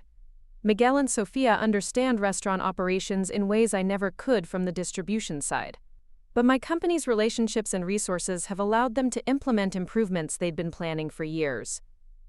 Aunt Elena approached us, carrying a tablet displaying the customer satisfaction survey results from the past month. "Emma, I wanted to thank you for how you've handled this inheritance. I was worried initially about how the family dynamics would change, but seeing Miguel and Sophia thrive in this new structure has been wonderful." Her gratitude touched something deeper than professional pride. The inheritance could have created resentment and division, but instead it had become an opportunity for family members to discover each other's strengths and find ways to complement each other professionally. That evening, we held our quarterly family business meeting in the private dining room of the original downtown location. The atmosphere was completely different from the family gatherings I remembered from years before. Instead of Uncle Carlos holding court while others listened politely, we had genuine collaboration between people who respected each other's expertise and contributions. Miguel presented operational reports that showed consistent improvement across all performance metrics. Sophia shared customer feedback and marketing results that demonstrated growing brand recognition and loyalty. I provided financial analysis and strategic planning updates that outlined opportunities for continued growth and expansion. But what struck me most was how naturally we developed into an effective business team. Miguel's operational excellence ensured that customer experience remained consistently high even as we implemented changes. Sophia's marketing insights helped us attract new customers while maintaining relationships with existing ones.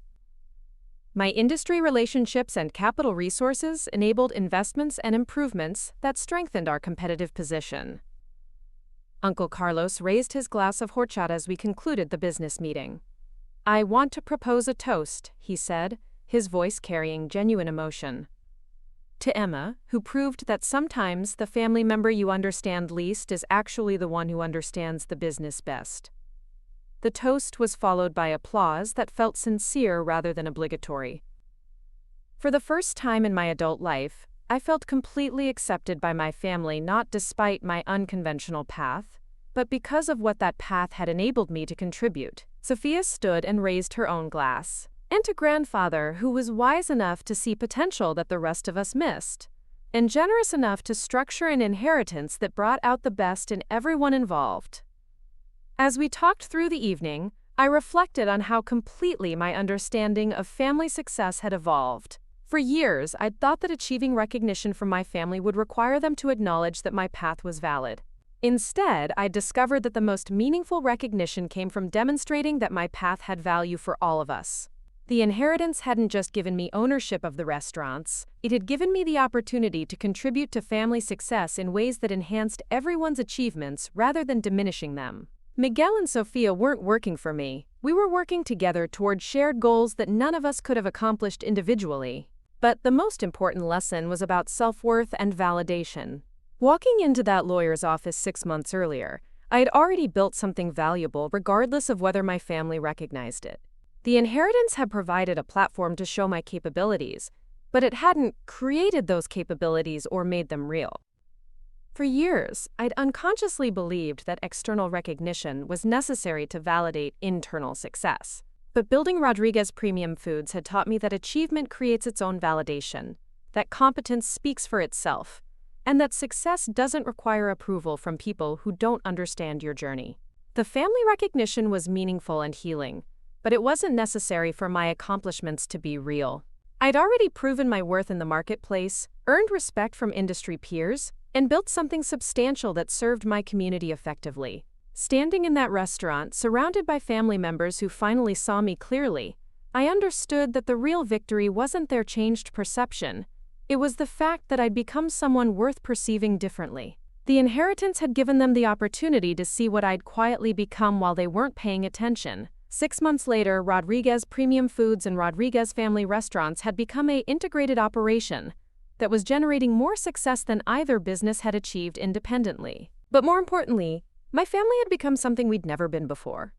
Genuine business partners who respected each other's contributions and collaborated toward shared goals. The story of my grandfather's secret codicil had become a story about discovering hidden potential, recognizing underestimated capabilities, and finding ways for family members with different strengths to build something extraordinary together. Most importantly, it had become a story about the difference between seeking validation and demonstrating value. You don't need others to recognize your worth for it to be real. You don't need approval to pursue your vision or permission to build something meaningful. Sometimes the most powerful response to underestimation isn't argument or explanation. It's quiet competence that speaks for itself. Sometimes the best revenge against dismissal is success that can't be ignored. And sometimes the family member everyone overlooks is actually the one who's been building the future while others were managing the present.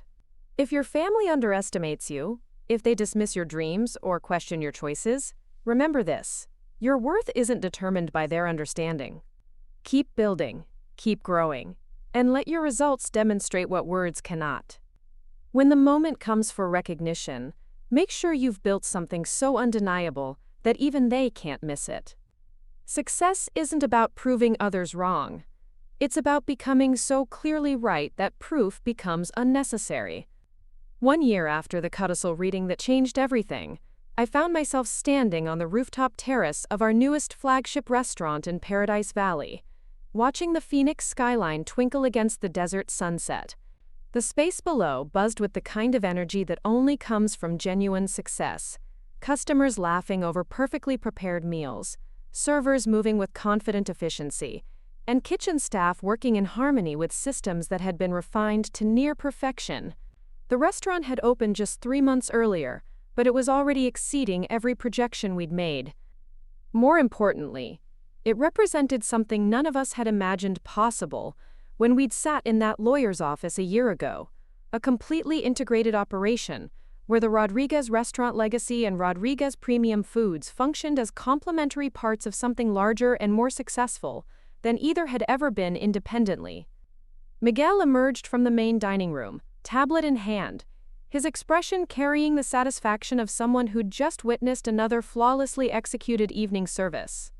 His role had evolved dramatically over the past year, from restaurant manager to operations director for an expanding enterprise that now included 18 locations across Arizona and New Mexico, with plans for Colorado expansion already in development. "The numbers are incredible," he said, joining me at the terrace railing. Average ticket size tonight was $43, which is 18% higher than our established locations. Customer satisfaction scores from the digital feedback system are consistently above 9.5. And the kitchen efficiency metrics show we're operating at optimal capacity with zero waste on specialty ingredients. His expertise had flourished in ways that surprised everyone, including himself.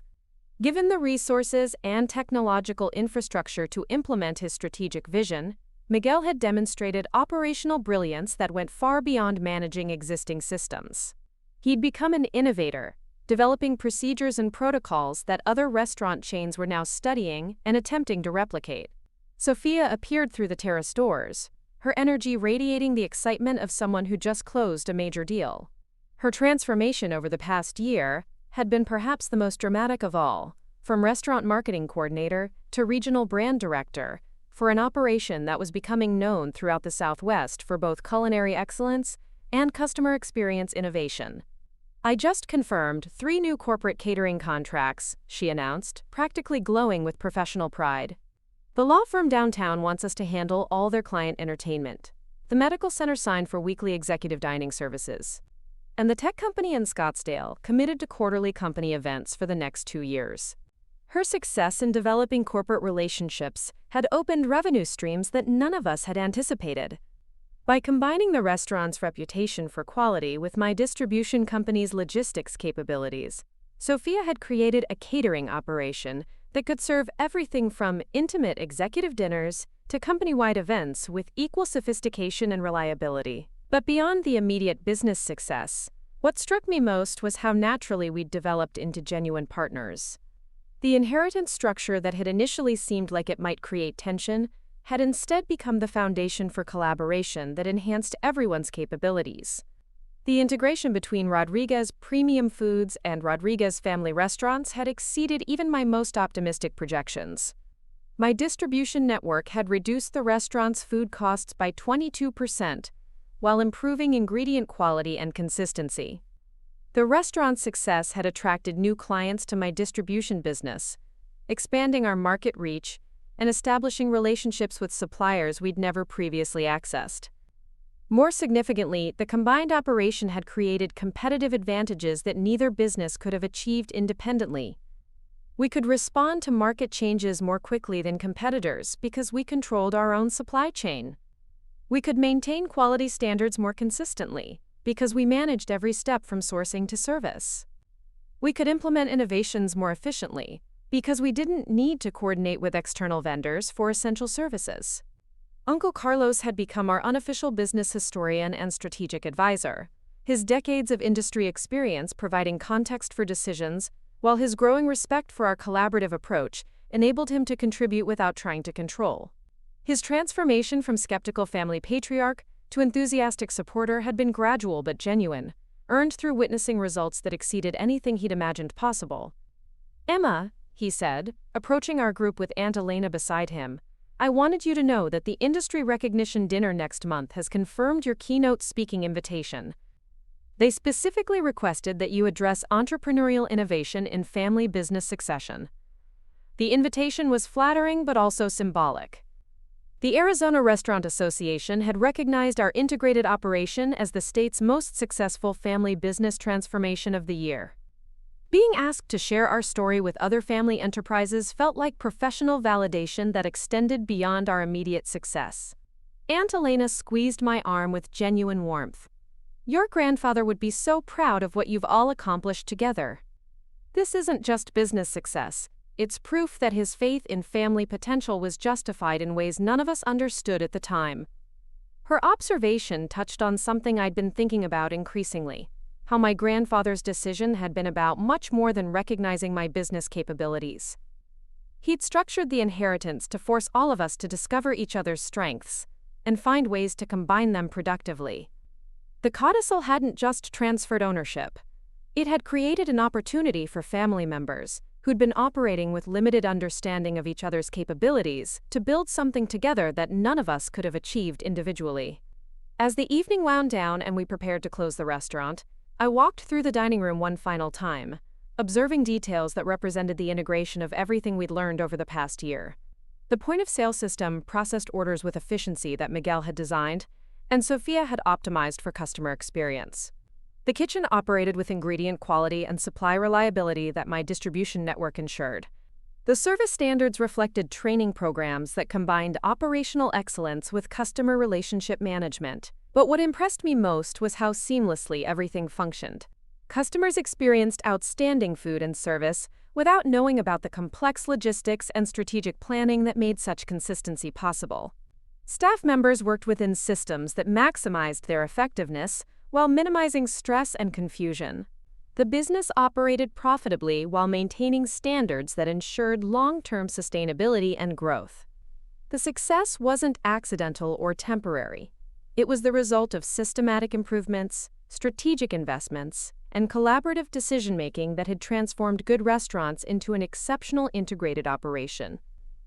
Later that evening, I sat in my home office reviewing quarterly reports that told a story of sustained growth and expanding opportunities. Rodriguez Premium Foods had increased revenue by 38% since the restaurant integration, while profit margins had improved due to operational efficiencies and expanded service offerings. The restaurant chain had grown from 15 to 18 locations, while maintaining quality standards and increasing per-location profitability. More importantly, we'd established a business model that was attracting attention from other family enterprises and industry analysts. The vertical integration of restaurant operations and food distribution was being studied as an example of how family businesses could leverage different expertise areas to create competitive advantages. But the financial success, while significant, wasn't what felt most meaningful about the past year. The real transformation had been personal and relational, discovering that family members I'd thought I knew well had capabilities I'd never recognized, and learning that my own expertise could contribute to shared success in ways I'd never imagined. The inheritance had given me legal authority over the restaurants, but earning genuine partnership with Miguel and Sophia had required proving that my leadership could enhance their success rather than limiting it. The process had been challenging but ultimately rewarding, teaching all of us lessons about collaboration, respect, and the difference between authority and leadership. Miguel and Sophia hadn't become my employees. They'd become my business partners in the truest sense, with complementary expertise that made our combined efforts more effective than any of us could have been individually. Uncle Carlos and Aunt Elena hadn't been displaced by my ownership. They'd found new ways to contribute their experience and wisdom to our shared success. Most importantly, I'd learned that success isn't about proving others wrong or demonstrating superiority. It's about finding ways to make everyone involved more capable and successful than they could be independently. As I prepared for bed, I thought about the speech I'd been invited to give at the industry recognition dinner. The organizers had asked me to address entrepreneurial innovation in family business succession, but I realized the real topic was something more fundamental: how underestimation can become motivation, how dismissal can fuel determination, and how quiet competence can ultimately speak louder than any argument or explanation. The story of my grandfather's secret codicil wasn't really about inheritance or business ownership. It was about the power of building something so undeniably valuable that even people who don't understand your journey can't ignore your results. For years, my family had operated with assumptions about my capabilities and potential that were based on outdated information and limited understanding. They'd seen my departure from family gatherings as evidence of failure rather than recognizing it as the beginning of independent success. But I'd learned something crucial during those years of building Rodriguez Premium Foods. External validation isn't necessary for internal achievement to be real. I didn't need my family's recognition for my business to be successful, my expertise to be valuable, or my contributions to be meaningful. The inheritance had provided an opportunity to demonstrate capabilities that already existed, rather than creating capabilities that hadn't been there before. The difference was significant. I'd walked into that lawyer's office as someone who'd already proven herself in the marketplace, not as someone hoping family recognition would somehow make her achievements legitimate. This distinction was what I wanted to share with other entrepreneurs who might be struggling with family dynamics, professional dismissal, or the challenge of building something meaningful without immediate recognition or support. Success doesn't require permission or approval from people who don't understand your vision. Achievement doesn't need validation from family members who've underestimated your potential. Building something valuable doesn't depend on having others recognize its worth before you create it. The most powerful response to underestimation isn't argument or explanation. It's results that speak for themselves. The best answer to dismissal isn't defensiveness or resentment. It's competence that becomes impossible to ignore. When my cousins had questioned my understanding of restaurant operations, the ultimate response wasn't explaining my expertise. It was demonstrating it through improvements that enhanced their success. When Uncle Carlos had doubted my business capabilities, the most effective reply wasn't listing my achievements. It was showing how those achievements could benefit the entire family. Sometimes the people who underestimate you aren't malicious or intentionally dismissive. They're simply operating with incomplete information or outdated assumptions. Changing their perceptions isn't about confrontation or demands for recognition. It's about consistently demonstrating value in ways that eventually become undeniable.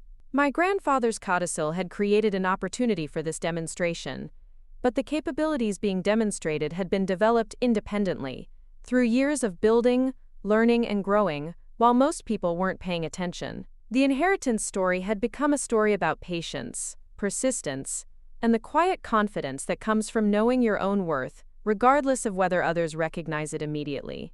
As I reflected on the transformation of the past year, I realized that the most important lesson wasn't about business strategy or family dynamics. It was about the relationship between internal validation and external recognition. For too many years, I'd unconsciously believed that my professional achievements wouldn't feel completely real until my family acknowledged them. The inheritance had provided that acknowledgement, but it had also taught me that the achievements had been real all along. Rodriguez Premium Foods had been successful before my family knew about it. My industry expertise had been valuable before they recognized it. My entrepreneurial capabilities had been proven before they witnessed them. The external recognition was meaningful and healing, but it wasn't necessary for the underlying success to be legitimate. This realization was what I wanted to share with anyone who might be building something meaningful while feeling overlooked, underestimated, or dismissed by people whose opinions matter to them. Your worth doesn't depend on their understanding. Your success doesn't require their approval. Your achievements don't need their validation to be real. Keep building. Keep growing. Keep developing your capabilities and pursuing your vision, even when the people around you don't immediately see the value in what you're creating. Sometimes the most powerful validation comes not from changing others' perceptions, but from becoming so clearly successful that perception becomes irrelevant. The story of the secret codicil had taught me that the strongest foundation for any success, business, personal, or family, is the quiet confidence that comes from knowing you've built something valuable, regardless of who's paying attention. And when the moment comes for recognition, when the opportunity arises to show what you've quietly become, make sure you've built something so undeniably excellent that even the people who underestimated you can't help but be impressed. That's not revenge. That's simply the natural result of persistent excellence meeting unexpected opportunity. Up next, you've got two more standout stories right on your screen. If this one hit the mark, you won't want to pass these up. Just click and check them out.